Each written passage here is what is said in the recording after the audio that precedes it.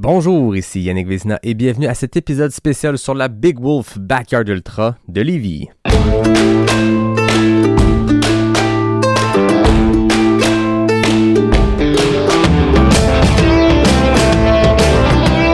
Entre elles, on se jase, entre elles, on se rencontre, entre elles, on existe.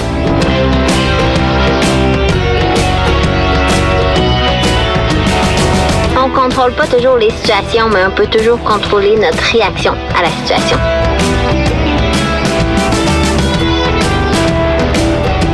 Si tu commences à te sentir bien en courant un ultramarathon, fais-toi-en pas, ça va passer.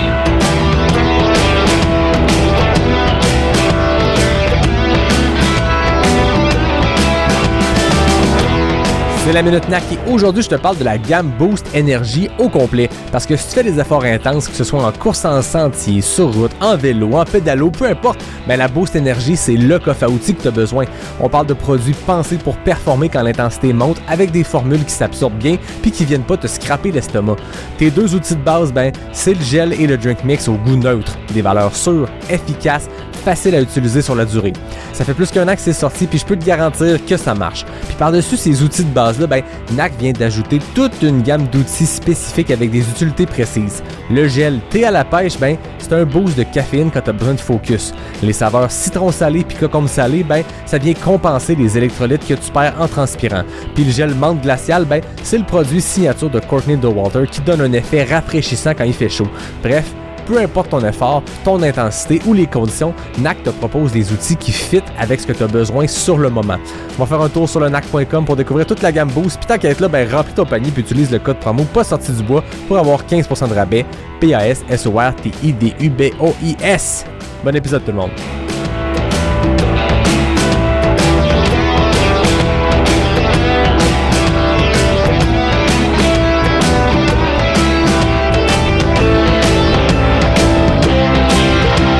Ouais, on n'est pas sorti du bois, hein?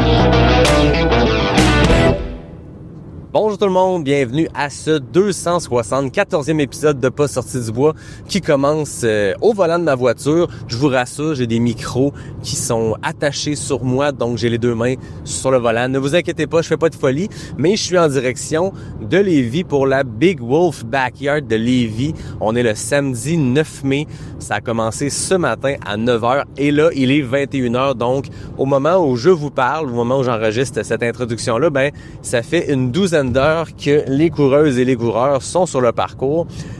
Puis ça va être vraiment trippant de se rendre sur place comme ça. Je vais vous avouer, moi, c'est ma toute première backyard. J'ai jamais participé comme coureur et j'ai jamais été présent pendant une backyard. Donc, je vous amène au cœur, mais au cœur de cette course-là, mais aussi de ma découverte des backyards.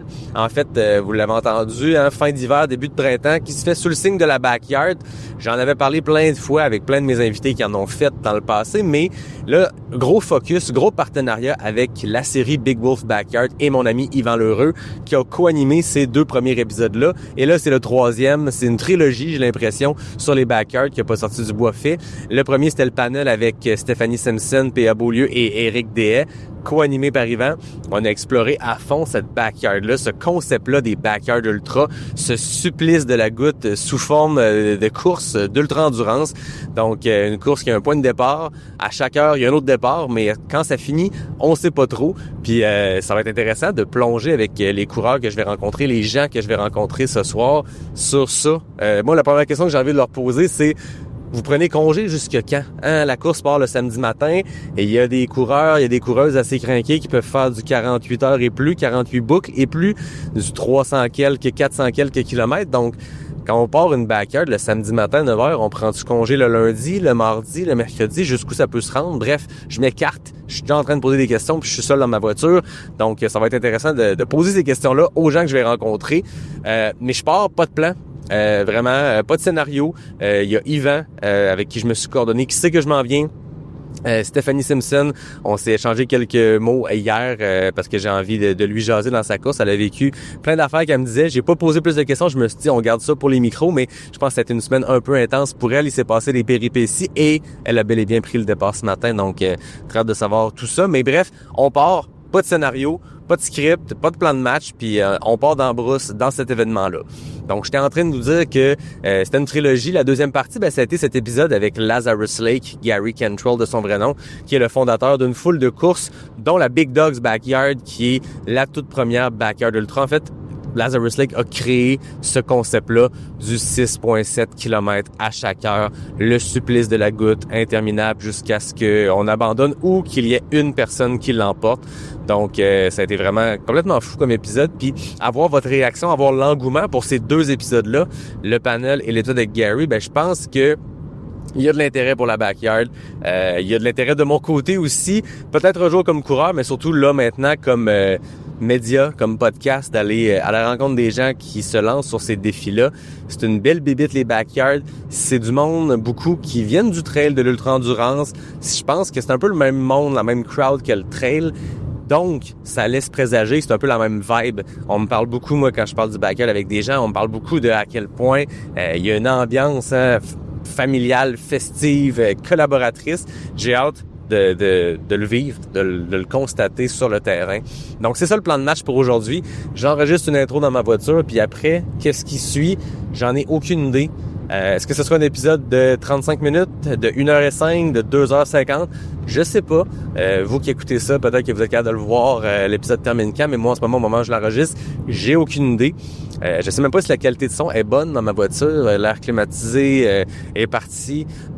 Vous le savez, hein, quand je sors ces petits micros-là, la qualité de son est pas comme studio quand je suis à la maison, mais il y a rien comme aller au cœur des événements puis de vous amener comme ça avec moi, ou plutôt de vous amener l'événement à vous, à vos oreilles au moment où vous l'écoutez. Donc, j'arrête de déblatérer puis je termine ma route jusqu'à Lévis pour la Big Wolf Backyard de Lévis. Ça va être vraiment, vraiment intéressant. Ciao tout le monde! Je pensais que tu repartais? Ah non. C'est fini, ça va lancer pas.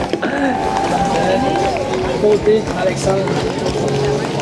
La montre est fermée. La montre est fermée, ça c'est mal. C'est la plus longue distance à vie? Non. Comment ça, non? T'es supposé répondre oui. J'ai fait plus long, mais pour aujourd'hui, c'était ça, début de saison. Comment ça s'est passé? Ça a bien été. C'est tough, backyard. C'est tough. Ah, c'est tough, une boucle de main. Ouais. C'est pas le même repos que sur un ultra. Tu gères pas tes repos. On te casse, on t'oblige. Là, on est arrivé à 54. Ça s'est vite. Mais t'as pas l'impression que t'avais du temps encore pour repartir à 54? Ah non. Non. Félicitations. Merci. On va te décuer, puis le médical va juste te voir là, puis il va te donner ta médaille. Parfait. Gros merci, good job. Je te félicite. Merci beaucoup. T'as aimé ça? C'est Nathalie qui va faire ça avec toi là. Okay. Ton nom, c'est quoi? Rémi. T'as eu pas mal sur toute la journée? Oui. J'ai eu du plaisir. La dernière boucle, un peu moins, là, je t'ai vu passer. A été catastrophique, mais j'ai réussi à... Félicitations. Longue à vie. Plus longue à vie, champion. On est content. C'est cinglé quand même. Mais tu trouves ça cinglé? Oui, c'est cinglé. Votre nom? Rémi Vigneault. Hey, merci beaucoup. Merci à vous. Oh! La fille au plus beau sourire!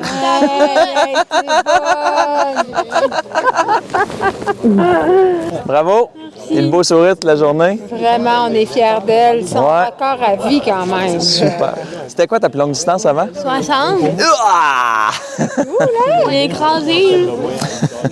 Ça a super bien été. Belle attitude. Ouais. Ben, merci d'être là. Nous autres, il nous en reste encore sur le parcours. Fait que pour moi, on est ici encore. Un petit bout. J'ai sorti mon attirail d'hiver. Là. Ouais. Je suis prête. J'étais avec Yvan Lheureux, directeur de course. Il est 22h.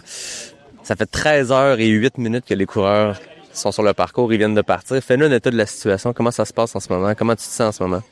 Ben écoute, super bien. L'équipe, elle est rodée. On n'a que des bons commentaires, mais il y a des chiffres assez exceptionnels. C'est qu'on a plus que la moitié des coureurs qui sont encore sur le parcours. On était à environ 300. On a 135 DNF. Fait que ça veut dire qu'on a encore plus que la moitié des gens qui courent actuellement.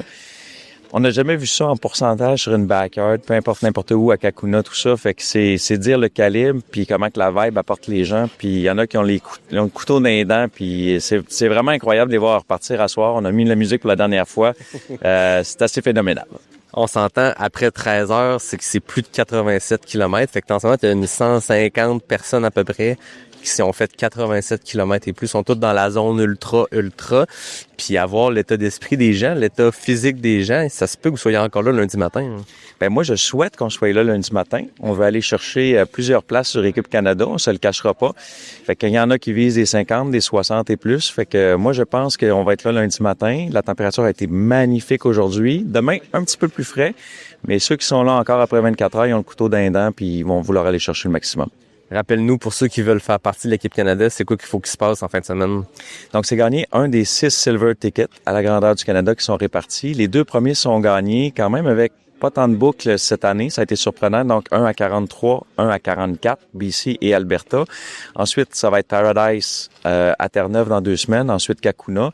Donc, pour faire partie des Canada, il faut que ce soit parmi les meilleurs au Canada sur les 9 places qui restent à part les 6 Silver. Et on parle de quelqu'un qui va faire au minimum 50 boucles pour être sûr d'avoir une place sur Équipe Canada. Autour de 44-45, ça pourrait passer. Mais nous, on vise des 50 plus pour avoir des places certaines puis qui se font pas dépasser d'ici l'automne prochain. Donc, faut faire ces 50 boucles-là. Pour les 9 places qui restent, faut les faire dans n'importe quel événement canadien ou dans une des courses Silver. En fait, il faut être un Canadien sur n'importe quelle course dans le monde et performer. Par contre, pour gagner dans ton sol, il faut que tu sois un citoyen. Donc, si un Britannique venait courir une course Silver, le Silver est tout simplement annulé.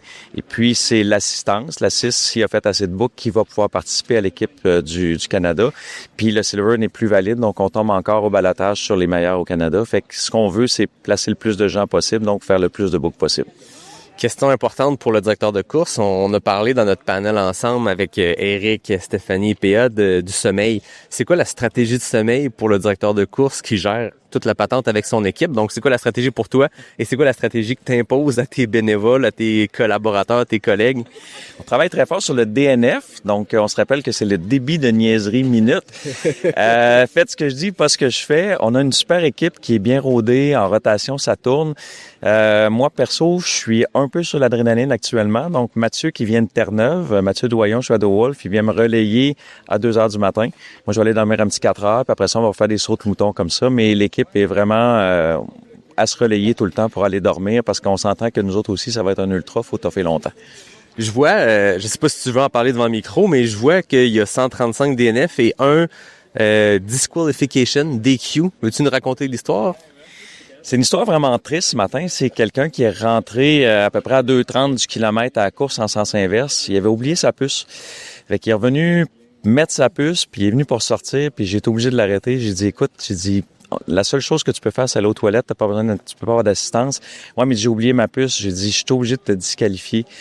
Il était au bord des larmes. C'est un jeune homme qui a pris un dossard caritatif. Il avait payé 250 $ pour donner des sous aux scouts et à la balade.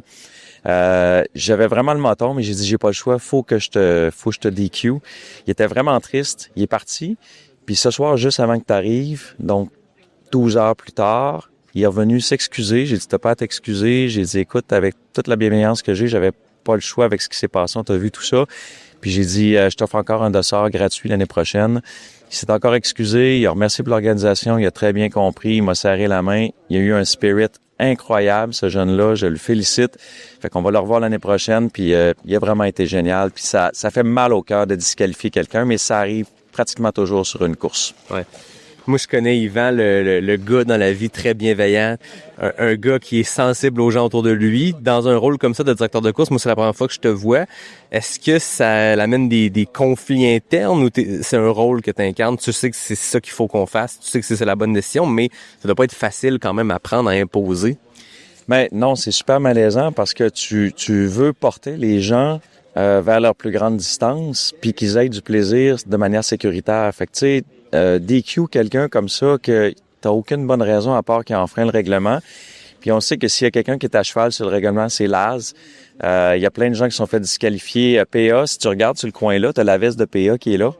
pour rappeler. Ça, c'est la veste qui s'est fait disqualifier sur Équipe Canada. Fait que ça fait vraiment, vraiment mal au cœur. Mais de voir quelqu'un qui revient avec du spirit puis qui dit au final, ben je t'ai compris, ça met un petit bon, mais c'est pas plaisant de disqualifier quelqu'un, surtout quand, tu sais, c'est pas une raison de santé, il a pas été impoli, il a pas rien fait de mal. Mais le règlement, c'est le règlement. Le backyard, il y a seulement 7 règlements, puis si tu les transgresses, ben t'es disqualifié. Fait que c'est super dommage, mais on va se reprendre avec lui l'année prochaine. 13h14 depuis le début de la course. Tantôt, tu me disais, autour de 10h, on a une première batch de personnes souvent qui visent la barre symbolique du 10h. À 12, on a aussi un moment où il y en a beaucoup qui vont arrêter à ce moment-là. C'est quoi les prochaines barres où on sait que à certaines heures, à certains moments dans le premier 24 heures, les gens vont quitter? La grosse drop, en général, à cause de la nuit, mais c'est le 15 heures, la 15e heure, parce que c'est le 100 km. Donc ça, c'est assez mythique. Les chiffres font mal. Les chiffres sont difficiles sur toutes les courses, mais en backyard aussi. Puis on dirait que les gens, quand ils ont atteint un objectif, ils arrêtent. Fait que c'est le 15. Après le 15, je te dirais que ça va relativement bien jusqu'au 24. Puis les gens, souvent, sont relancés par le soleil, comme dans toutes les ultras qu'on connaît le matin. Puis quand arrive le matin, on recommence à mettre de la musique, il y a de l'ambiance, ils déjeunent, petit café, fait que c'est plus facile. Fait que c'est vraiment le prochain milestone, c'est vraiment le 15. Après ça, on va au 24. Puis après ça, ben les gens, je pense qu'ils vont être accrochés puis ils vont aller le plus loin qu'ils peuvent. Le 15, c'est à minuit pile. Ouais. Il doit y avoir quelque chose aussi on court depuis 9h à matin, on peut aller se coucher à une heure qui est pas si pire dans la vie pour faire une sieste ou en fait une nuit normale. Donc, on va être là à minuit pour observer tout ça. Mais ça peut être surprenant parce que, vois-tu, on a défié toutes les statistiques aujourd'hui. Ouais. Rendu à 13 boucles, on est dans la 14e avec plus que la moitié des coureurs encore en piste. Écoute, moi, je pense pas que mondialement, j'ai jamais vu ça sur une backyard. Fait que les gens sont arrivés hyper préparés. Puis merci en passant, Yannick, parce que j'ai pas vu personne qui ne m'a pas dit, qui n'a pas écouté Backyard 101. Et puis je pense que c'est une personne qui a voulu me dire, Max, son nombre de books qu'il voulait faire. Ils m'ont tout dit, non, Backyard 101, on dit pas le nombre de books. Non, on dit pas le nombre de books. Fait que personne m'a annoncé leur nombre de books. Voilà. Fait que le monde ne veut plus te parler de ça. Non. C'est parfait. On a partagé les trucs des experts. On va aller jaser avec du monde. Merci beaucoup, Yvan. Merci. Donc, vous venez d'entendre mon entrevue avec le directeur de course Yvan L'Heureux, juste après qu'il ait donné le départ de la 13e boucle dans la nuit de samedi à dimanche. Ce que je vous propose maintenant, c'est une série d'entrevues, parfois courtes, parfois un peu plus longues, avec des participants que j'ai rencontrés pendant la nuit. Vous entendrez donc dans l'ordre le marathonien Anthony Larouche, le vétéran des backyards Bruno Tremblay, la coureuse d'expérience Amélie Lachance qui se lançait sur sa première vraie backyard, l'ancienne championne canadienne de backyard Stephanie Simpson et l'invité bien connu du podcast Robin Mayotte qui faisait le crew pour le coureur Aurélien Lorrain. Anthony, comment ça va? Ça va super bien, ouais. À date, je suis toujours vraiment steady avec la stratégie que j'ai mis au point aujourd'hui, étant donné que c'est mon premier. Puis je m'étais pas pratiqué non plus pour ça, là. Je suis arrivé avec une préparation genre marathon, puis je me suis dit let's go. Fait que là, tu viens de terminer ta 14e boucle, tu viens de franchir les 90 km, même plus que ça. Tu l'as dit, préparer son marathon, tu es un marathonien bien connu au Québec.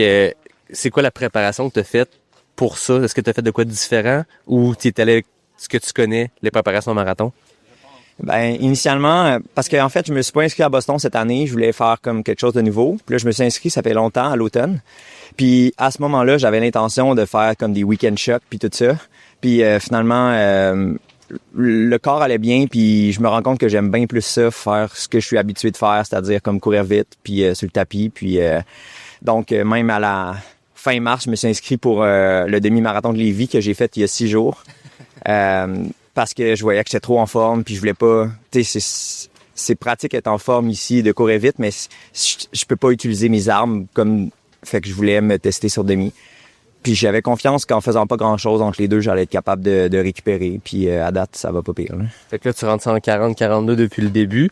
T'es un gars qui est habitué de courir très vite. Est-ce que c'est difficile de se pacer pour courir 6,7 km en 42 minutes?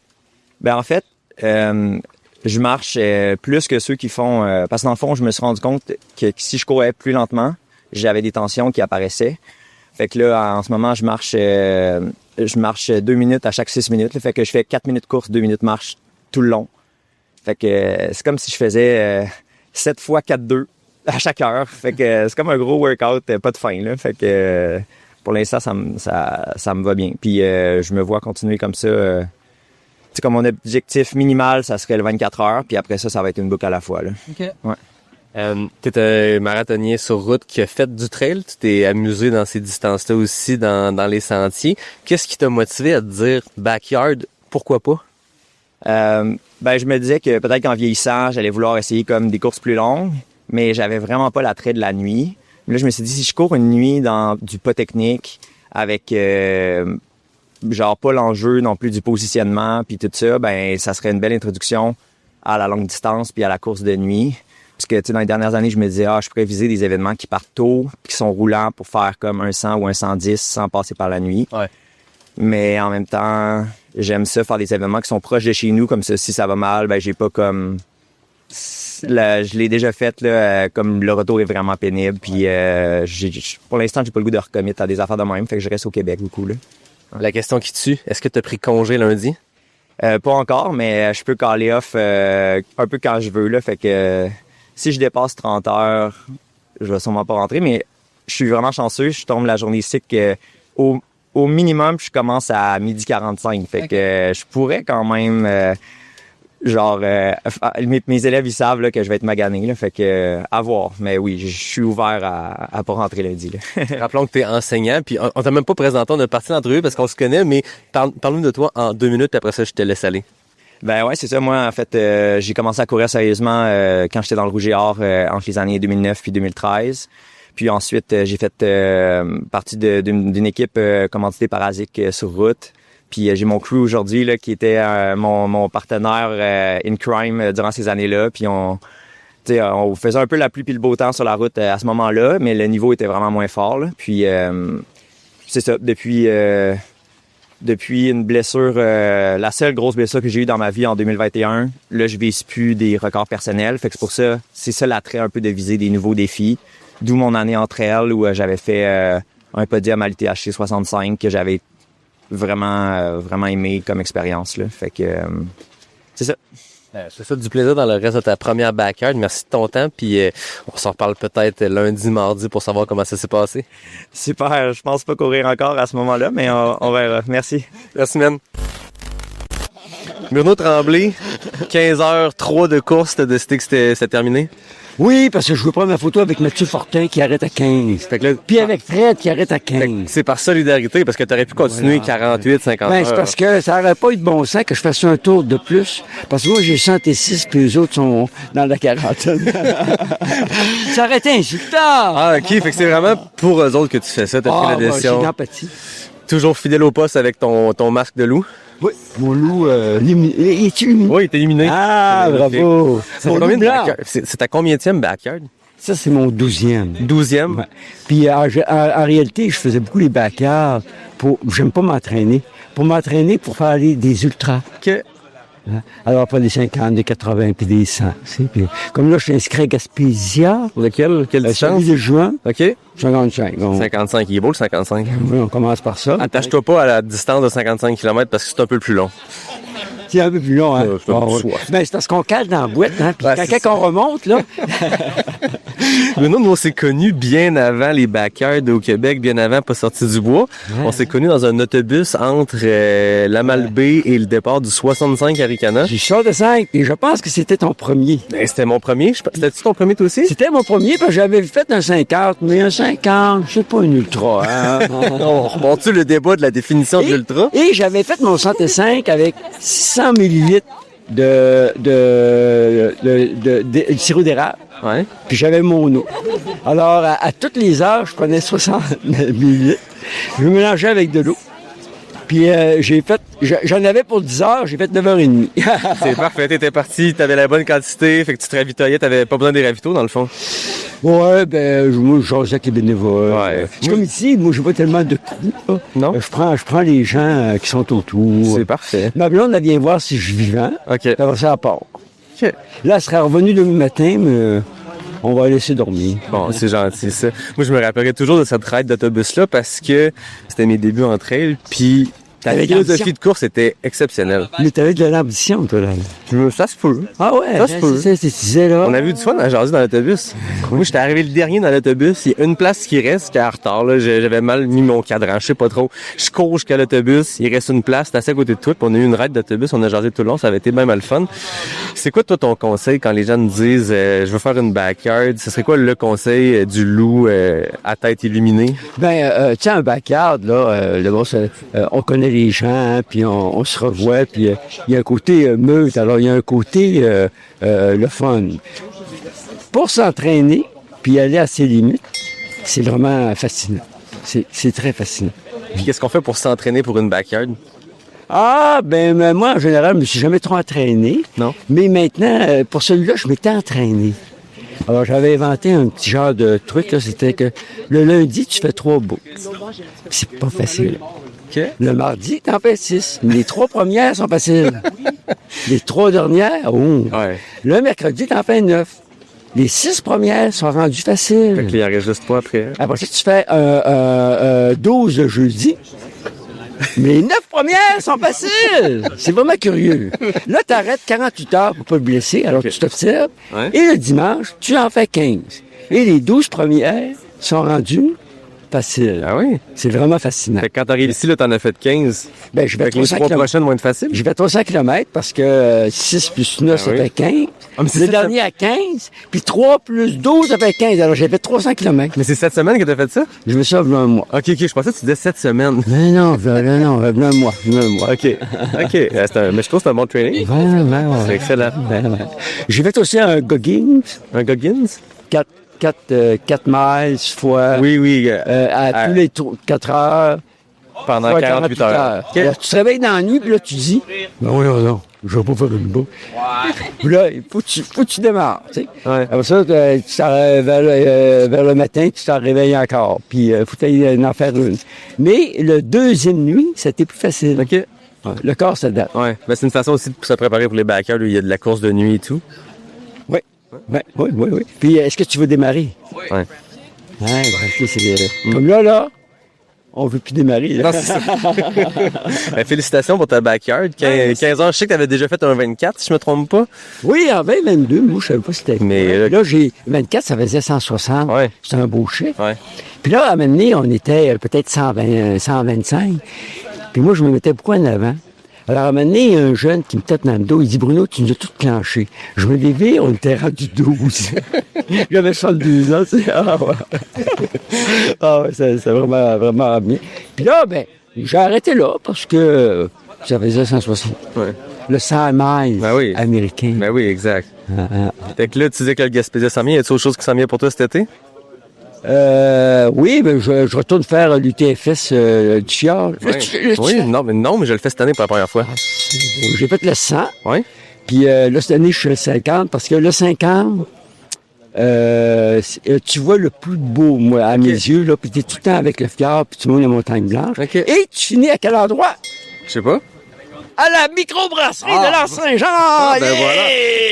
Fait que là, parlant de microbrasserie, est-ce que toi, tu célèbres ta fin de backyard ce soir avec une bière?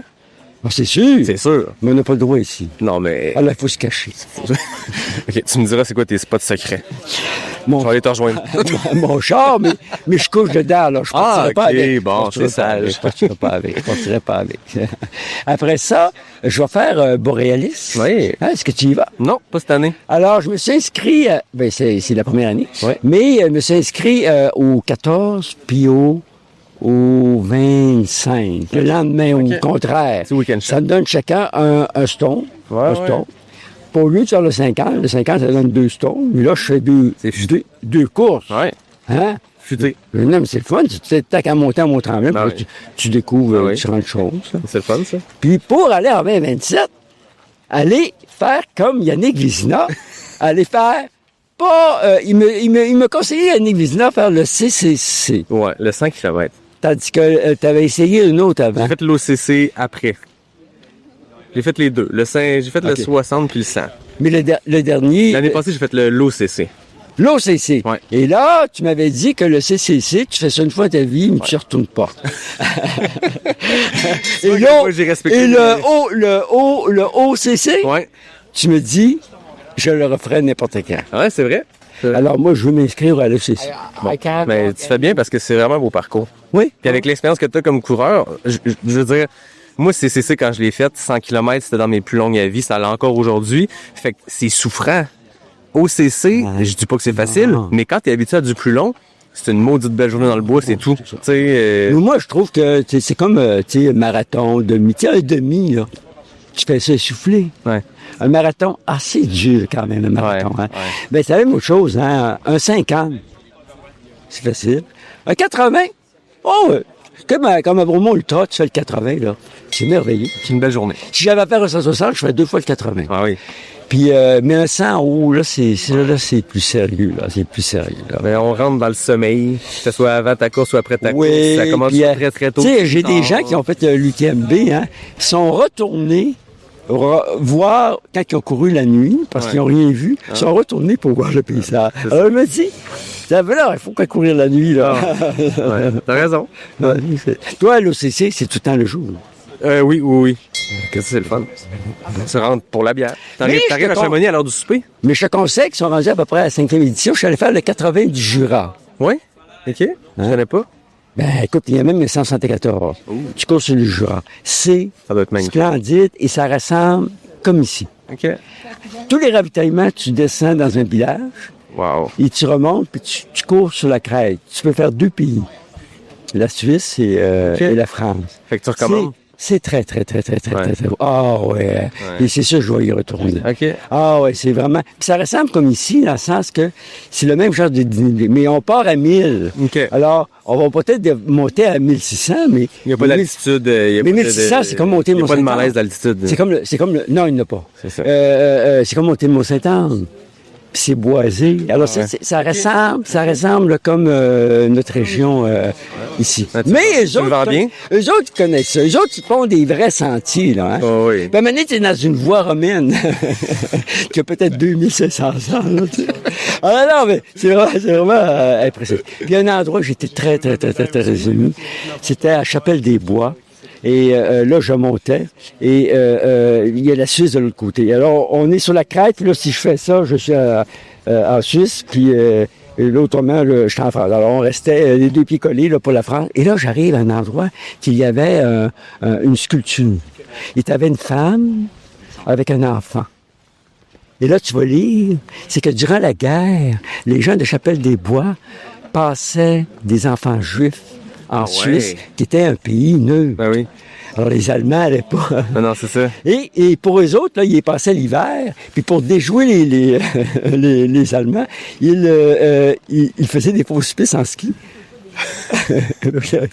Ouais. Puis après ça, ils prenaient d'autres endroits pour passer les enfants. C'est quand même fou que courir, peut-être, t'as ça qui s'est passé dans l'histoire. Oh, là, t'es dans le bois, là, il y a un sentier d'accord, là. Mais puis là, t'arrives, pack, la sculpture. Mais c'est pas longtemps qu'elle est là, ça peut-être 3 ans de faire comme ça. Là. T'as de l'énergie, Bruno, tu voulais pas continuer une 16e boucle? Oui, mais quand j'ai vu que mes chums arrêtaient, je veux prendre la photo avec eux autres. Mais là, sont-ils partis pour la photo? Ils doivent être partis à prendre. Je vais te laisser aller prendre ta photo. Merci, Bruno. Toujours un plaisir de te voir. Merci, Yannick. Ah ouais, c'est grave. Bruno, vas-tu te prendre en photo, Yannick? Donc, j'étais avec Amélie Lachance qui vient de compléter 100 km, 15 boucles. On prend une marche dans le parking parce que tu dis que tu as 45 minutes de route à faire, fait qu'il faut pas arrêter complètement, sinon tu ne seras pas à conduire. C'est ça, parce que faut que je retourne au Mont-Saint-Anne, fait que c'est ça, on va essayer de garder ça un peu fluide quand même. Parle-moi de ta course, comment ça s'est passé aujourd'hui? Ça a super bien été. J'ai géré vraiment courir, monter les marchés. Puis tout ça, puis chaque tour, on s'était dit entre 46 et 48 minutes, on était 2 coureurs. Puis ça a super bien été, on a tout le temps gardé ça. Mon dernier tour, je l'ai fait en 51. Fait que t'as pas terminé scrap? Non, c'est ça. Petite douleur, tu me disais tantôt quand t'as terminé? Ouais, mais ça faisait 2-3 tours, j'avais une douleur au pied. Fait que j'ai joué de prudence, là, parce que les derniers tours, le décollage était vraiment de plus en plus long. Ouais. Fait que j'ai dit, je prendrai pas de chance pour la saison qui commence. Là. Ouais, on est le 9 mai, fait que idéalement, on va toffer ça pour jusqu'à l'automne. Hein. Ah oui. C'est une backyard d'objectifs pour de début de saison pour faire du volume ou c'est un entraînement pour la suite? Comment ça se plaçait dans ton année, cette backyard-là? ça faisait longtemps que je voulais en faire une. Puis je trouvais que c'était à Lévis, la date était parfaite parce qu'il fait frais. Puis moi, j'aime pas la chaleur. Ouais. Fait que je me suis dit, c'est le timing idéal. Le parcours est super, c'est pas trop loin. Tu sais, on n'a pas... C'était surtout ça. Ça faisait longtemps que je voulais en faire une. Fait que je vais l'essayer. C'est sûr que c'était tôt en saison, là. Puis l'hiver n'a pas été facile. Fait que... Puis là, avec la douleur au pied, j'ai dit, 100 kilos, ça va être satisfaisant pour commencer l'année, là. Plus que satisfaisant, quand même, par un 100 kilos le 9 mai. Puis tu sais, comme les sensations étaient bonnes jusqu'à la fin. Ouais. C'est ça, je suis vraiment contente, là. Fait que, tu sais, j'aurais peut-être pu faire 2-3 tours de plus, mais comme, c'est ça, j'étais contente de finir son rail, puis, tu sais, j'ai mis ma musique à la fin, puis j'ai filé, là. Fait que c'était parfait, puis... j'ai pas nécessairement de plan pour le reste de la saison. Là, j'improvise tout le temps un peu. C'est drôle parce que récemment, on a beaucoup parlé de l'île d'Orléans, le tour de l'île d'Orléans, puis j'ai reçu Elisa au podcast qui a battu le FKT, puis là, Mylène Sans Souci qui vient de leur battre, mais en mode unsupported. Puis en fouillant sur le site, j'ai vu que tu avais le tout premier FKT de l'île d'Orléans. C'était la première, un effort de 60... longtemps. Mais il y a beaucoup de monde qui sont allés l'essayer. Un effort comme ça de 67 km en continu, ou peu importe, tu as fait du très long à travers les années. Oui. À comparer à un effort comme ça de 15 boucles de 6.7, on arrête, on repart. Comment tu comparais ces deux types d'efforts-là? Ben, c'est vraiment différent parce qu'ici, il faut gérer la pause, qu'il faut pas qu'il soit trop longue. C'est pour ça que nous, on s'était dit 46-48 parce qu'on voulait pas arrêter trop longtemps. Puis, tu sais, il faut le gérer vraiment, il faut courir lentement. Tu sais, nous autres, on s'était donné un pace, tu sais, en moyenne avec la marche, 6:30, tu sais, pour être capable de justement garder... les jambes fraîches le plus longtemps possible. Puis ça a marché, là. Tu sais, moi, j'ai eu un petit crash à comme 44 kilos. Puis après, tu sais, à 60, on courait, puis on était comme, ça va trop vite, là. Tu sais, qu'est-ce qui se passe? Mais, fait qu'on s'est dit, on a visiblement très bien géré le début, là. Ouais. Fait que c'est assez différent, là, parce que, tu sais, comme le 67, t'essaies d'arrêter le moins possible, là, pour te ravitailler, tu sais. Mais tu vas essayer de le courir plus sur un beat, t'aider. Je l'avais couru mollo. Je l'ai fait 2 fois, le tour de l'île. Je l'avais couru mollo. Mais, tu sais, pareil, c'est quand même 67 km. C'est ça. Puis, tu sais, c'est plus intense qu'ici. Puis, puis ici, c'était en sentier. On le sentait quand même, là. Tu sais, c'était mou versus... Puis, il y a des côtes, là, le tour de l'île. Fait que, c'est ça. Fait que non, c'est pas comparable, mais, tu sais, les deux sont le fun en termes de défis, là. Ça dépend juste ce qu'on veut faire. Comment était l'ambiance ici? Parce que c'est la plus grosse backyard au Canada, une des plus grosses au monde. Comment là c'est plus tranquille, on s'entend. On demande aux gens de pas parler, c'est pour ça qu'on s'est même éloigné du camp. Mais l'ambiance dans la journée, comment c'était? C'était quand même bien. C'était le fun, l'esprit de communauté avec les coureurs. On retrouvait souvent les mêmes coureurs. On trouve notre beat, là. Puis les gens, c'était vraiment l'esprit de famille. Là. Il n'y a pas de... comme de marathon, tu veux dépasser tout le monde. Mais là, on était comme... Moi, je te dépasse, mais on se revoit dans 2 minutes. C'est ça, tu sais. Fait qu'il y avait un bel esprit de communauté, ça. J'ai vraiment aimé ça, là. Au début, je trouvais qu'on était nombreux. C'était plus difficile de se placer, là, parce que, tu sais, surtout quand il y avait les côtes, mettons, puis qu'on voulait marcher. Puis là, tu sais, moi, je courais avec un ami, puis là, tu sais, fallait se tasser, puis tu sais, fallait gérer. Mais après, mettons, 40-50 kilos, là, c'était le fun parce que là, ça commençait à s'espacer plus. Puis là, on était comme vraiment plus à l'aise de gérer notre course comme on voulait. Fait que c'était le fun pour ça. Non, c'était un super bel événement, honnêtement. Je suis content d'entendre. Merci beaucoup pour l'entrevue, la petite marche pour te tranquillement déraquer. Non, pas du tout. T'es très lucide, c'est bon signe pour. Fait que t'as pas eu besoin de prendre congé lundi. C'est la question que je demande à ceux qui sont encore dans la course. Est-ce qu'on a eu besoin de prendre congé lundi? J'avais prévu un congé, mais il faut que je travaille. Congé de récupération. Ok, il faut que tu travailles. Oui, c'est ça. Fait que finalement, je serai pas en congé. Puis là, vu que j'ai fini dans le fond, tu sais, on est dans la nuit de samedi à dimanche. Fait que repos demain. Je vais me reposer dimanche. Puis je vais peut-être travailler moins longtemps, là, mais j'ai pas le choix de travailler. Fait que c'est ça. Je l'avais prévu au cas où, tu sais, si jamais j'avais passé la nuit. Ouais, c'est ça. Ça aurait été plus difficile, mais il aurait quand même fallu que je travaille. Ouais, c'est ça. C'est ma réalité, mais on fait avec. Fait que non, c'est juste parfait, tu sais, je vais recommencer ma semaine. C'est une longue sortie, finalement. C'est ça, je vais arriver très tard cette nuit, je vais me lever plus tard demain, puis je pense que je vais repogner mon beat. C'est parfait. J'aurais pas comme perdu ma nuit. Non, c'est ça, exact. Comme quand tu cours toute une nuit, là. Ah oui. Ben, félicitations pour ton gros 100 kilos de début de saison. Merci. Du gros volume pour les projets qui suivront. Oui. Ben, je pense que ça va faciliter les choses pour la suite. Puis Ouais, ça donne confiance aussi. Ben oui. Là, parce que ça a super bien été. Ouais. Que... L'entraînement d'hiver a payé. Oui, c'est ça. Oui, dans les conditions d'hiver, c'était pas évident. C'était pas facile. Merci beaucoup, Amélie. Ça fait plaisir. Merci à toi. Steph, 1 minute 30 avant de repartir sur la 16e boucle. Comment tu te sens? Ça va mieux. Oui? Moi, j'ai eu un petit down, mais ça va. Tantôt, quand t'es arrivé la première fois, il y a 4 heures, quand je t'ai arrivé, tu m'as regardé, t'avais une face d'une fille qui avait une dure journée. C'était pas facile, mais je pense que ça fait partie d'une backyard. T'as des moments plus tough, puis après, ça revient. Fait qu'il faut juste que tout le temps se rappeler que ça revient. T'as-tu besoin de ton mantra « It is what it is ». It is what it is, c'est ça le mantra. Tu disais que t'as eu une semaine où le mantra a été mis à rude épreuve? Exact. Fait que je continue comme ça. It is what it is. C'est parfait. Hey, bonne 16e boucle. C'est juste le début. 16e. C'est juste le début? C'est juste le début. C'est juste le début. Non, c'est fait. Anthony, c'est juste le... C'est fait 16. Ah, c'est ça, c'est à 17, c'est à 17. Une chance qu'il est là pour nous Le pouvoir de la meute, là. Ouais. L'énergie positive. Bonne boucle, bonne boucle. Yeah. Bonne boucle, bonne boucle. Let's go, let's go.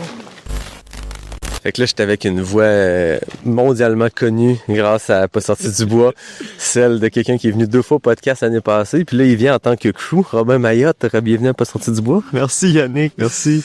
On le disait, c'est tranquille, c'est limite mort dans le camp. Moi, j'avais plein d'ambition d'arriver ici puis de faire des entrevues de crew. Puis à cette heure-là, les crews, ben ils dorment quand le coureur est pas là. Fait que là, je vais parler avec le seul crew qui dort pas, Robin Mayotte. Tu fais le crew pour qui? Raconte-nous ça. Je fais le crew pour un de mes amis, Aurélien Taurin, une légende de Québec. On l'appelle Taurélien parce qu'il a fait le Tour des Géants l'année passée. Mais là, le monde dort. Moi, je trouve ça excitant parce que ça veut dire que le monde prenne ça au sérieux, en esti, là, le monde, ils dorment parce qu'ils pensent qu'ils vont être là demain, puis peut-être après-demain. Fait que moi, c'est plate en ce moment, mais ça va peut-être être excitant les prochains jours. Exact. Je pense qu'il y a une stratégie autant pour le crew, parce que tantôt, c'est ça, j'en parlais avec Yvan Lheureux, le directeur de course, je me disais, là, on parle de stratégie de sommeil pour les coureurs, mais les acteurs de course, c'est une stratégie de sommeil, puis les bénévoles aussi, puis les crews aussi, parce qu'on s'entend que des gens comme Aurélien, ça peut t'offrir 70 heures de backyard. Ça veut dire que toi aussi, tu vas passer 70 heures ici, là. Mais oui, un peu de sommeil, ça fait du bien. Comme ça, on va avoir du pep demain. Ouais. Tantôt, tu me disais, avant qu'on ouvre les micros, que c'est plus facile que tu pensais, faire le crew d'une backyard. Comment ça? Je pense que c'est surtout parce que mon coureur, il est facile à gérer, là. Mais si tu fais ça vite, tu lui demandes qu'est-ce qu'il veut. Moi, on n'a pas trop de cuisine à faire. Tu peux quand même te lâcher assez rapidement. Tu sais qu'est-ce qu'il veut. Tu veux changer tes bas, tu veux laver, je sors des wet wipes, je sors d'autres bas, je sors du lube. Ça, c'est géré. Qu'est-ce que tu veux manger? Je sors sa bouffe d'avance. Je mets des chips dans des sacs s'il y a plus le goût de salé. Sinon, j'ai du sucre de sortie. Une fois que c'est fini, je rentre dans mon sleeping bag, puis là, je dors pas parce que j'ai le magnifique Yannick qui voulait me parler. Là, mais tu veux te déranger dans ton sommeil. Sinon, je serais comme une chenille dans son cocon en ce moment en train de faire des rêves. Je vais te laisser aller dans ta chenille, ça sera pas long. Mais je trouve ça malade parce que on s'entend dans la stratégie de course, la plupart rentrent entre 48 et 53 minutes.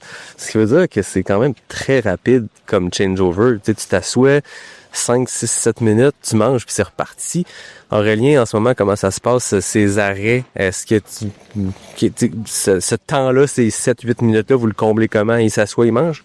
Ouais, en ce moment, là, il arrive, il fait un petit peu frisquet, fait qu'on, il s'assoit, tout de suite, on met le sleeping bag dessus, on demande le change direct. C'est sûr qu'il faut changer un peu de nourriture puis un peu d'eau, fait que je le change direct, puis après ça, on voit cas par cas qu'est-ce qu'il y a besoin, s'il y a besoin de gérer ses pieds, s'il y a besoin de manger.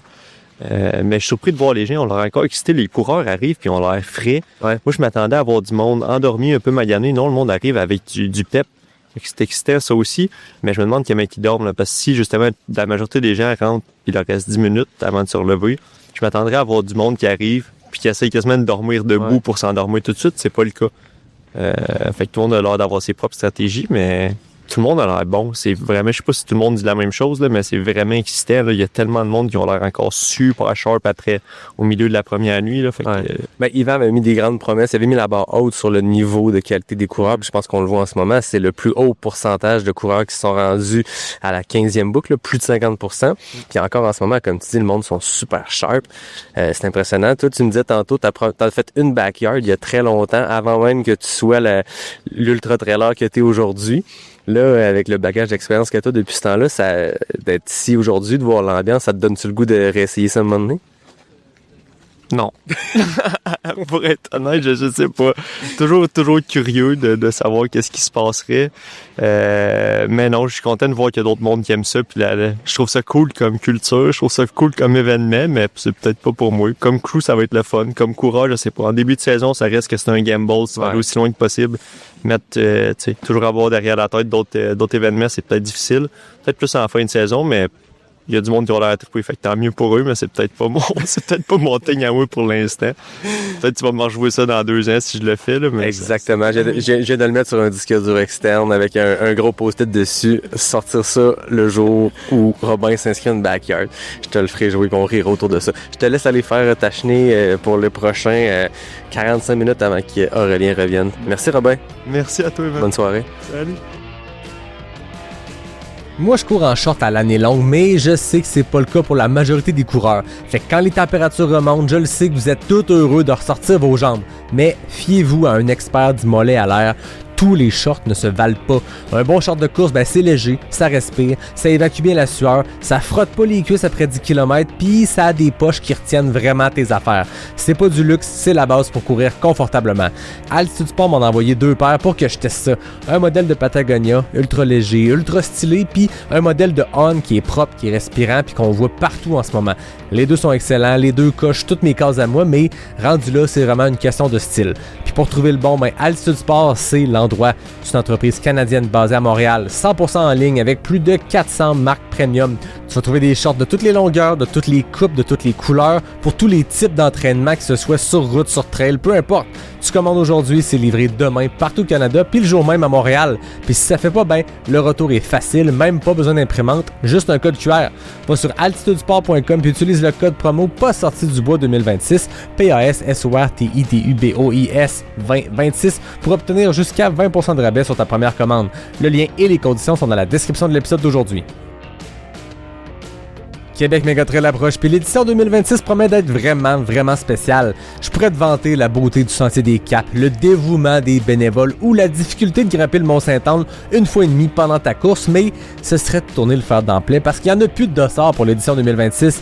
Par contre, il y en a toujours qui se libèrent à dernière minute pour de la revente. Les empêchements des uns font le bonheur des autres, mais attention, fais bien attention à la fraude. Malheureusement, c'est rendu commun dans tous les événements de trail au Québec. On voit de plus en plus de faux profils qui essaient de vendre des dossards, puis souvent, il n'y a pas de dossard pantoute en arrière de ça. Donc, si tu veux acheter ou transférer un dossard, vérifie d'abord si la personne est vraiment inscrite. Tu peux faire ça sur la liste officielle des participants qui est dispo sur le site du QMT. Puis idéalement, passe par la plateforme de revente officielle. C'est le seul moyen sûr de faire la transaction sans te faire avoir. C'est plate à dire, mais ça explose cette année, alors on se protège puis on en parle. On se voit du 2 au 5 juillet prochain pour le QMT 2026. De retour dans cet épisode spécial Big Wolf Backyard de Lévis. Et là, on va faire un fast-forward d'une trentaine d'heures parce qu'entre la 15e et la 51e heure de course, beaucoup de choses se sont passées. Il y a 3 coureurs qui sont rendus à la 48e boucle. C'est complètement fou. C'est la marque du mythique 200 miles, 48 heures, 48 boucles. Donc, c'était Pierre-Alexandre Beaulieu, Jean-Gabriel Gagnon et Frédéric Leroux. Et au bout de la 51e heure, PA et Frédéric étaient encore en piste, tous deux dans une nouvelle zone parce qu'ils venaient de dépasser chacun leur record personnel. Finalement, c'est PA qui a complété la 52e boucle pour remporter la course avec 349 km au compteur. Complètement fou. Petit rappel qu'à chaque 2 ans, il y a un championnat du monde de backyard par équipe qui est organisé à la grandeur du monde, puis il y a 15 coureurs par pays qui tentent collectivement d'accumuler des boucles.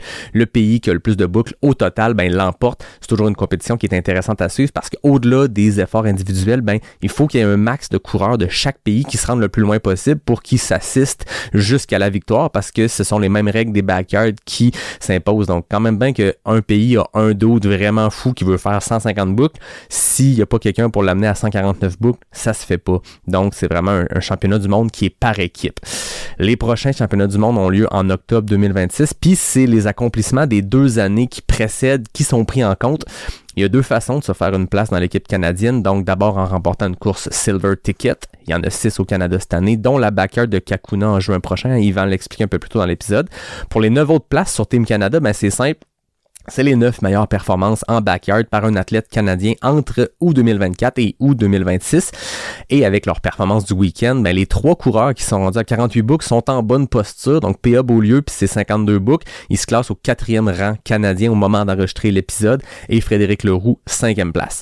Jean-Gabriel, pour sa part, ben, il est présentement 8e au Canada. Et à noter que le Québécois Éric Deshaies est 2e sur la liste des 9 meilleures performances canadiennes de backyard pendant cette période-là, avec une performance de 67 boucles en octobre 2024. Donc, en ce moment, Éric, sa place est pas mal faite sur l'équipe canadienne. P.A. et Frédéric, 52-51 boucles, ça devrait tenir. Jean-Gabriel, on lui souhaite que personne au pays atteigne ce 48 boucles-là pour que lui aussi se taille une place sur l'équipe canadienne.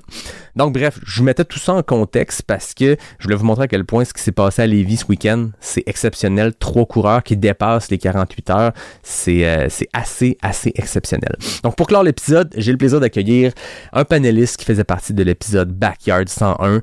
Quelqu'un qui a eu un gros week-end. Donc, sans plus tarder, accueillons le coureur qui a tourné à Lévis après 52 boucles et 349 km, Pierre-Alexandre Beaulieu.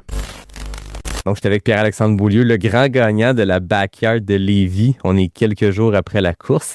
PA, première question avant de parler de la course. Ben, d'abord, félicitations. Première question, comment tu te sens? Vraiment fier, vraiment choyé d'avoir pu vivre ça là, avec toute la gang, toute la communauté. C'est vraiment un honneur. Là. C'est drôle parce que la course commence, puis c'était une des plus grosses backyards au monde, la plus grosse au Canada. Fait que ça commence, l'ambiance est de feu. Dans la nuit, il y avait encore beaucoup d'énergie. Puis, à mesure que ça avance, quand on entre passer la barre des 24 heures, ça devient extrêmement intime, extrêmement rapidement. Comment tu le vis comme coureur, ce clash-là, de prendre le départ avec 300 personnes, la musique dans le piton, il fait beau c'est rendu une course de 3, 4, 5 coureurs, quelques bénévoles? Ouais, c'est vraiment la beauté puis la complexité de la backyard parce que il y a tellement de choses à prendre en considération, tellement de choses qui peuvent influencer positivement ou négativement ta performance. Et le party, c'est génial parce que ça te motive, ça te garde dans le beat, ça te fait oublier tes petits bobos, puis ça te permet de jaser avec du monde. Fait que ça, c'est super pour la backyard. Mais en même temps, ça te demande de l'énergie, il y a de la musique, c'est une certaine surcharge un peu sur ton système. À l'inverse, la nuit, quand t'es dans la misère tout seul, puis longtemps, puis c'est tough, puis il faut que tu te souviennes pourquoi t'es là, mais en même temps, ça te permet d'avoir un peu moins de distraction, d'être plus focus sur ta stratégie, puis fait que tu sais, faut essayer de garder le positif un peu dans tout ça, même quand il y a moins de gens pour t'encourager, puis te remonter le moral quand ça va pas, mais il y a aussi moins de distraction, fait que ça dépend comment on voit. Ouais, c'est ça. Ouais. C'est drôle parce que tu sais, la façon que le site était fait, vous aviez toutes les tentes, la ligne de départ arrivée, puis dès que vous repartiez, il y avait une rangée des clôtures puis des gens qui encourageaient, puis Yvan le répétait avec les bénévoles qui étaient là. On n'a jamais vu ça, une gang qui tient aussi longtemps. On était rendu à la 15e, 16e heure, en plein milieu de la nuit, puis il y avait encore 20-25 personnes qui encourageaient à chaque rentrée, à chaque sortie de cette zone-là. Je sais que Douja était sur le parcours un peu plus loin, encourager les coureurs pendant la boucle, fait que vous aviez de l'action. Toi, de ton côté, tu disais, ça peut être quand même énergivore, cet engouement-là, quand tu essaies de juste faire tes boucles. Toi, de ton côté, c'est quoi ta stratégie pour le début de la course, quand justement les jambes sont fraîches, puis que toi, tu sais que tu es en train de t'échauffer parce que tu avais un objectif ambitieux, puis tu voulais te rendre le plus loin possible. Ce premier 24 heures-là, bien qu'extrêmement long et potentiellement souffrant, ça demeure que c'est l'entrée avant le repas principal. Oui. Il y a vraiment plusieurs stratégies. Il y a tellement d'éléments qui disent une stratégie nutritive, une stratégie de pacing, une stratégie d'économie d'énergie. C'est sûr que d'un point de vue motivation, on essaie de pas regarder trop loin en avant. Là. C'est pas mal le fameux une boucle à la fois. Puis on se nourrit de ce qui est possible dans le moment. Je pense que de rester dans le moment présent, puis Steph le ramène souvent aussi là, comme objectif là, de rester centré sur ce qui se passe en ce moment. Je pense que de prendre tout le positif des gens qui applaudissent, qui encouragent, des autres coureurs sur le parcours avec qui on discute, on se motive. Je pense que c'est de se nourrir de ces moments-là qui sont précieux, qui sont positifs, sans penser à ce qui est difficile, à ce qui va pas bien, puis à ce qui nous attend dans les prochaines heures. Fait que je pense que j'ai jamais vraiment eu en tête que j'allais faire 48, 52, que j'allais battre mon record nécessairement. Ça a toujours été une motivation, mais d'entrée de jeu, on essaie de se recentrer plus dans ce qui se passe là actuellement. Qu'est-ce que je vais manger prochaine book? Qu'est-ce que je vais comment je vais me pacer cette fois-ci? Qu'est-ce que je vais mettre comme linge? Annonce-tu de la pluie? Je suis bien dans mes souliers? Tu sais, ce genre de petite gestion, micro-gestion là qui nous aide à rester dans le moment présent un peu. Ouais, je te sentais dans la nuit très focus, je disais tantôt avant qu'on enregistre, laser focus. Tu terminais les boucles, puis rapidement, ton crew t'attendait, tu partais. Je suppose qu'il y avait le petit, comment tu l'appelais pendant ton petit loup sur les yeux pour justement reposer, mais tu avais cette stratégie-là. C'était qui ton crew? C'était quoi la stratégie, comme vous aviez le droit après 24 heures de changer de crew? Comment vous aviez établi ça pour cette backyard-là? Dans le fond, moi, on avait droit à un deuxième crew après 24 heures. Le premier 24 heures, c'est ma sœur qui était mon crew. Donc, ensuite, moi, Jess, qui était ma deuxième crew, qui rentrait après, elle courait pendant le premier 24 heures. Elle a couru 12 heures. Elle a couru un 80 kilos. Donc, elle s'est reposée le reste de la journée. Fait que elle a été là pour elle courait, était dans l'attente avec nous, donc on avait le droit d'interagir quand même si c'est ma soeur qui faisait l'assistance, le physique. Donc il y a eu le changement ça vers 24 heures justement entre ma soeur puis Jess. Puis c'est ça, quand je rentre dans la tente, là, c'est ça tout de suite, c'est je donne ma gourde, puis c'est de dire qu'est-ce que je veux pour la prochaine fois. Je veux des électrolytes, des glucides, des protéines. Qu'est-ce que je veux partir? Fait on établit qu'est-ce que je vais boire, qu'est-ce que je vais manger pour la prochaine. Quel est mon besoin principal? C'est de changer de souliers, de changer de manteau, de dormir. Ou fait que là, il y a souvent comme un objectif principal du repos G. On regarde qu'est-ce que je mange, puis ça c'est le plus important. Là. Puis bien sûr, je m'étends, je m'allonge, j'enlève les pattes. Ça, c'est vraiment les étapes qui étaient faites à chaque fois. Là. J'essaie d'y penser un peu sur ma boucle aussi. Qu'est-ce que je fais pour être capable de faire ça le plus rapidement possible. Là. Est-ce qu'il y a été une grosse différence dans cette backyard-là, c'est que je me suis risqué, disons, à courir plus vite puis à marcher plus lentement. Étant donné que j'ai quand même une bonne vitesse comme coureur. Je dis risqué puisque c'est potentiellement taxant. Mais tant que tu es capable de fioler assez, de manger suffisamment pour supporter cet effort-là, je pense que pour moi, ça a été gagnant. C'est ce qui m'a permis de rentrer plus vite mes boucles et d'avoir des ravitaillements beaucoup plus efficaces et des plus de repos peut-être. Là. Puis, bon, après 24 heures, tranquillement, le pack, c'est... après la 12e heure, on a vu une première épuration, disons, de la taille du pack. Après la 15e heure, après 24 heures, vous avez été 3 à vous rendre extrêmement loin, puis c'est extrêmement impressionnant. Tu sais, de ton côté, tu as fracassé ton record personnel. Frédéric et Jean-Gabriel, je pense, les ont fracassés encore plus tôt. Dans ton cas, il y avait, je pense, cette vengeance-là aussi. Yvan parle dans l'épisode de ton manteau que tu as laissé à un certain endroit qui t'avait valu une certaine disqualification il y a quelques années. C'était l'année passée? 2024. 2024. Donc, le manteau était là pour te rappeler ça, mais à 3... vous êtes tombé dans un mood où ça devait être très tranquille sur le camp. Vous étiez encore là pour le moment laser focus et extrêmement fatigué. C'était quoi la dynamique sur le départ ou pendant les boucles avec Jean-Gabriel et Frédéric? Super dynamique. C'est des gars exceptionnels, là, des forces indiscutables. Moi et Fred, on rentrait les boucles après en même temps, souvent au départ, mais on avait une stratégie complètement différente. Donc, on se recroisait souvent, mais on courait pas au même rythme. OK. J'avais essayé par moment de courir une boucle avec lui. C'est pas un rythme qui était... J'adorais courir avec lui pour jaser, pour l'aspect social, mais moi, physiquement, ce rythme-là me cassait les jambes un peu. J'avais besoin de différence. Ben, c'est que je courais plus vite. OK. Je courais plus vite, mais je marchais plus longtemps. Puis okay. Il courait plus, mais moins vite. Je comprends. Mais moi, ce rythme-là, on dirait que c'est un patron de course qui me faisait sentir plus raide, moins bien. J'avais besoin de délier un peu plus les jambes, à augmenter le tempo un peu plus. Étonnamment, ça me faisait sentir mieux.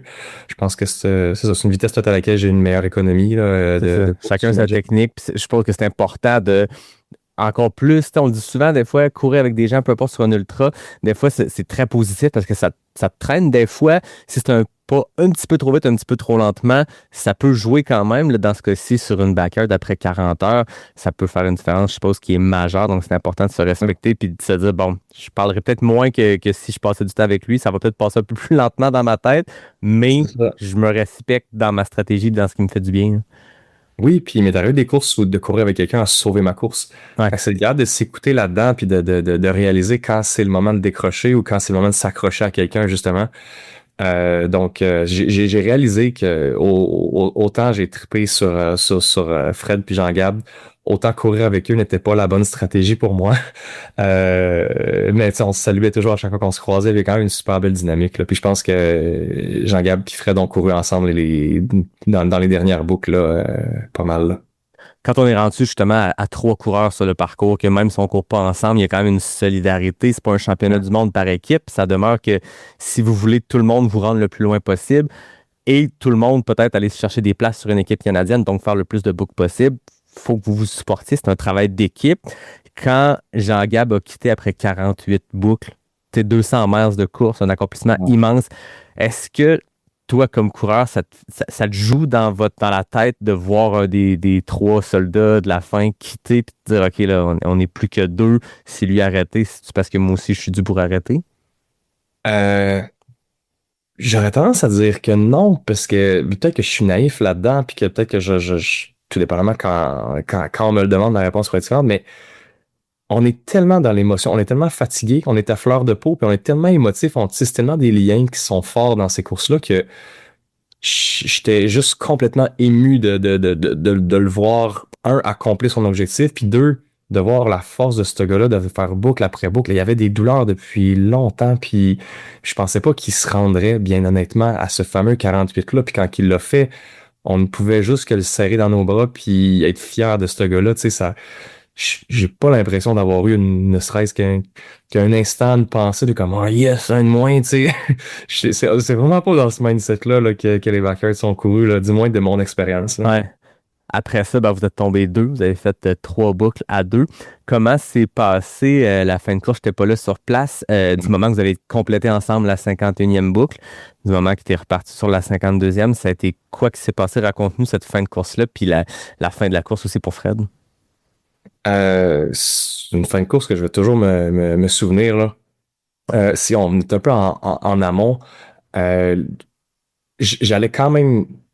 J'allais bien. J'allais pas bien, mais tout le monde... Il y a personne qui va bien à ces distances-là, mais j'avais encore du gaz à donner pour cette course-là. Ça s'est super bien passé pour moi. Puis Fred puis Jean-Gab ont voulu m'aider à atteindre moi aussi mon objectif qui était de 52. Puis au début, Fred pensait que c'était Jean-Gab qui avait le plus de gaz. Puis il disait, Jean-Gab veut faire l'équipe canadienne, tu sais, il va t'aider à faire 51 là. Moi, je suis pas sûr. Quand Jean-Gab a dû abandonner, Fred il a dit, écoute, PA, je t'emmène. Je serre les dents, je fais 2 boucles de plus, puis on y va. Donc là, ça m'a coupé les jambes, là. Vraiment, j'étais encore émotif à en parler, là. C'est vraiment un beau cadeau qu'il m'a fait, tu sais. Puis, c'est ça. Fait quand il m'a dit ça, écoute, je suis resté, même si ça me sciait les jambes de courir avec lui, j'ai couru avec lui de A à Z ces 2 dernières boucles. On s'est encouragés, on a fait ça ensemble. Fait que c'est ça. Il a fait son mandat, il a réussi à courir ça. Il avait le genou tout enflé, il était tout bandé partout. Ça avait pas de bon sens là, dans quel état il était là. Puis il a continué ça, puis il a fait ça pour moi. Puis c'est ça, il a abandonné à la 51e, puis là j'ai pu faire la 52e seul où j'ai braillé probablement la moitié de moitié de la course. Mais là, j'ai été super émotif là, jusqu'au turnaround. Puis là, j'ai réussi à me ressaisir un petit peu sur le retour là, pour arriver avec un semblant de contrôle sur moi-même, là, mais c'est ça, c'est comme ça que ça se finit des backyards, dans l'émotion puis dans la complicité. Là. C'était pas ta première backyard que tu terminais seul, que tu pars pour cette boucle-là qui est la boucle du champion. Faut la finir dans les temps, mais contrairement à toutes les autres boucles, tu croiseras pas personne. Tu le dis avec Fred, vous avez couru ensemble ou vous êtes dépassés l'un l'autre selon les stratégies. Dans ce cas-ci, tu pars, t'es seul. Tu dis que t'es très émotif. dans les derniers centaines de mètres, là, quand tu vois la ligne d'arrivée, tu sais que ça se termine parce que depuis 2 jours et demi, tu sais pas quand ça va se terminer. C'est quoi l'émotion à ce moment-là? Est-ce que c'est festif? Est-ce que c'est émotif? Est-ce que c'est un soulagement? C'est un soulagement, assurément. C'est très, très émotif. C'est pas très... Je dirais que oui, c'est tout ça en même temps. Je pense que c'est juste trop plein d'émotions, là. Je pense que c'est vraiment c'est un moment qu'on s'attend pas à vivre, dans le sens où il y a personne qui prend le départ d'une backyard en se disant « Hey, moi, je vais gagner ça. Mm-hmm. » Il y a tellement d'impondérables, il y a tellement de variables. C'est clairement pas la femme ou le gars le plus en shape qui va gagner ça, là, ou celui ou celle qui a le plus d'expérience. Ça, on peut pas deviner qui va remporter une backyard, là. Du moins, en tout cas, moi, je trouve que c'est très présomptueux de penser être capable de garder le contrôle sur tout ça, parce que il y a des champions on l'a vu dans les derniers événements, puis même cette année à Lévis, il y a des champions qui sont supposés tout fracasser, puis qui réussissent pas à atteindre leurs objectifs là pour X raisons. Parce qu'il y a tellement de facteurs, 52 heures de course. C'est passé n'importe quoi. J'ai l'impression qu'on pourrait dire ça de ce qui s'est passé récemment aussi sur Cocodona, ou ce type d'effort-là. Sur 100 000, il peut s'en passer des affaires. Sur 200, 250 000, c'est des cinquantaines d'heures et plus sur le parcours. Je veux dire, ce qui peut aller mal sur ta sortie de 60 minutes, là, tu fais, je veux dire, tu le décupes, puis c'est exponentiel, le nombre de choses qui peuvent arriver. Fait que, comme tu dis, il y a ce qui peut se passer comme pronostic sur papier, selon les expériences, mais après ça, tout peut arriver. Puis c'est ce qui est beau aussi, parce qu'on peut voir des gens. Je pense que tu étais parmi cette liste-là de favoris, puis tu as eu une journée qui t'a permis de te rendre, 3 jours qui te permettent de te rendre jusqu'au bout. Mais on a tellement vu dans des backyards ou dans des courses de 200 000, des gens que personne n'a vu venir, mais que les as sont alignés. Les as sont peut-être moins alignés pour d'autres, puis ils sont rendus jusqu'au bout. Puis moi, c'est ce que je trouve magnifique dans ces efforts-là. Puis c'est ce que Laz, on parlait dans l'épisode qu'on a fait avec lui. T'es pas le meilleur athlète. C'est pas un 100 mètres olympique où, oui, il peut y avoir des choses qui se passent, mais ça se passe en dedans de 9 secondes. Fait que souvent, le meilleur athlète sur papier va peut-être être celui qui gagne. Sur 250 miles, sur une backyard, il y a plein d'autres facteurs. Puis c'est ça la beauté, c'est que les Dannies, comme dit Laz, peuvent se rendre au bout. C'est magnifique comme format. Ouais, vraiment. C'est ce qui fait que sur ce dernier 100 mètres-là, tu sais, les émotions sont partout, parce que c'est inespéré, c'est une grande fierté, c'est en même temps l'émotion de celui qui t'a aidé à te rendre là, puis des autres que tu as côtoyés tout au long de la course. Puis c'est un énorme soulagement, avec, comme tu disais, avec toute la fatigue, tout l'effort que tu y as mis. Fait que c'est vraiment très, très, très, très fort comme moment. C'est quoi la récupération qu'on fait pour 52 heures, 52 boucles, 349 km? Tu disais tantôt avant qu'on enregistre qu'il y a 1h30 après, tu étais en route vers Matane où tu habites. Les jours qui ont suivi, qu'est-ce qu'on peut faire comme récupération pour survivre à ça? Ouais, c'est une très bonne question. Puis on parle on a parlé de l'intensité, puis de la longueur de la Dakar, puis tout ce qui peut se passer. Mais la variation au niveau de la récupération physique et mentale est très, très grande aussi pour ce genre d'événement-là. C'est dur de deviner dans quel état on va être. Assurément, tout coureur de backyard finit avec une fatigue très, très intense. Fait que la récupération, elle est longue. Il faut être patient. Il faut que la récupération cognitive, à mon avis, est très, très considérable, plus que ce qu'on peut avoir vécu dans le passé. Avoir mal dans les muscles, mal dans les articulations, tout le monde a déjà vécu ça, mais avoir être en déficit calorique aussi important, être en fatigue cognitive aussi grande, en plus de ces douleurs musculaires et musculo-squelettiques-là. Faut prendre ça au sérieux quand même. Fait que c'est plusieurs semaines de récupération. Je pense qu'il faut prendre soin de soi, bien manger, bien dormir, c'est revenir à la base, puis respecter ce temps de récupération-là. Puis autrement, c'est de voir un peu s'il y a eu des blessures un peu au travers de cette course-là. S'il m'est arrivé dans certaines backyards où j'ai eu peut-être un 2 mois à avoir une petite douleur qui a persisté et qu'il a fallu que je donne de l'amour là, pendant un certain temps. Actuellement, je sais pas qu'est-ce qui se passe, là, mais ça va bien physiquement. Là. Je suis vraiment choyé. Là. J'ai pas de blessure, là, puis je fonctionne bien. Je pense que ça va être plus l'aspect fatigue puis récupération cognitive, là, mon défi pour c'est les prochaines semaines. Là. Est-ce que le fait de se rendre à 52, de battre ton record personnel, tu disais tantôt que tu avais encore du gaz dans les dernières boucles, est-ce que ça t'ouvre un champ des possibles de se dire là, tu as potentiellement une place sur l'équipe canadienne? À ce moment, tu as le 4e meilleur résultat sur les 9 places dédiées aux Canadiens qui ont les meilleurs résultats. Est-ce que ça t'ouvre un champ des possibles de dire OK, 52, c'est maintenant mon new normal, puis qu'est-ce que je peux aller plus loin? Qu'est-ce que je peux faire pour aller plus loin? Ouais, je suis un peu dans... J'ai comme un feeling un peu que cette course-là a été irréelle. Okay. J'ai de la misère, puis je suis très, justement, je suis un peu geek, là, c'est pas la première fois que je le dis, puis je suis beaucoup dans la réflexion, dans l'analyse de qu'est-ce qui détermine mes performances, qu'est-ce que je peux faire pour...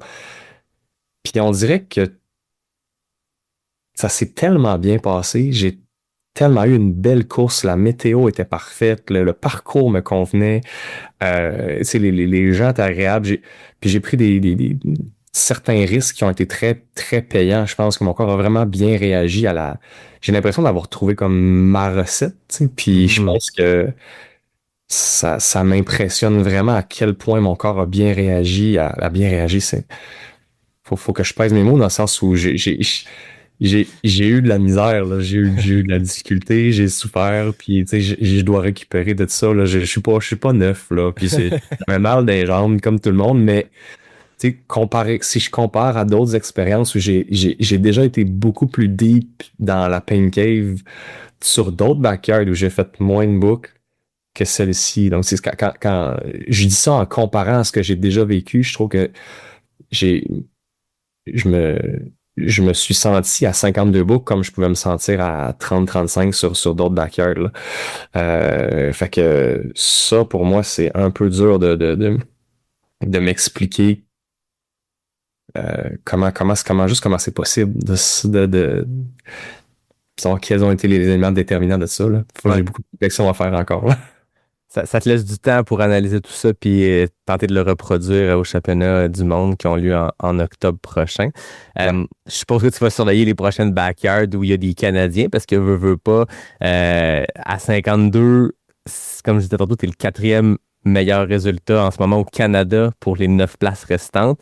Il y a Éric Deshaies qui est déjà classé aussi, il a 67, c'est le 2e meilleur résultat. Ton assist, Frédéric, est le 5e meilleur résultat. Personnellement, Jean-Gab aussi, il a sa place sur l'équipe canadienne. Fait que Lévis a quand même mis trois gros résultats. Vous avez tous fait mieux que sur les courses Silver Ticket aussi, où il y a les gagnants accédaient directement. Donc, c'est passé quelque chose de spécial à Lévis. Pour toi, on l'a entendu, puis c'est beau de le voir, de l'entendre, de cette expérience-là.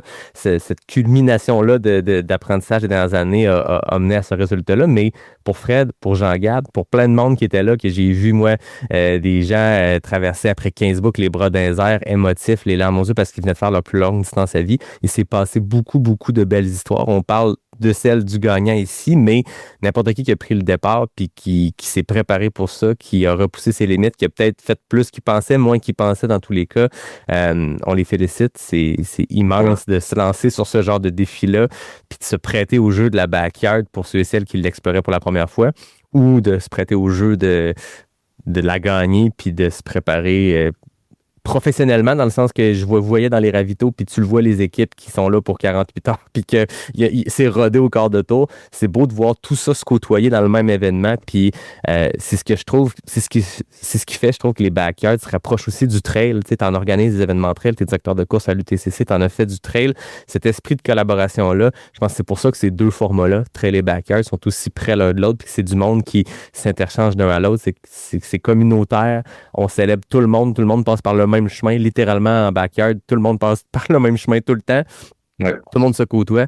C'est beau à voir. Puis moi, c'était ma première expérience de le vivre, simplement d'être sur place. Puis j'ai trippé à fond. C'était beau de vous voir aller. Ouais, merci. C'est cool. Merci de ta présence. C'était vraiment le fun de te voir là aussi. Félicitations PA pour cette performance-là. Merci à Yvan Lheureux qui a coordonné un peu tout ça. Oui, la backyard de Lévis, mais cette trilogie-là. Aujourd'hui, on est le dernier épisode de la trilogie backyard de Pas sorti du bois, mais c'était le fun que Yvan ait cette idée-là de Backyard 101 auquel tu as participé, la conversation avec Laz, puis on conclut ça avec un épisode au cœur de l'événement. Donc, c'était bien trippant. Fait que je remercie Yvan, toute l'équipe de la Big Wolf Backyard. Je termine en remerciant les partenaires habituels du podcast, donc NAC, Noctem, Mox Mocktail, Café Charlevoix. Merci à David Hébert pour le design graphique, Fred Desroches pour le thème musical. Puis à tout le monde, je vous dis à très bientôt pour un prochain épisode de Pas sorti du bois, le podcast 100% trail.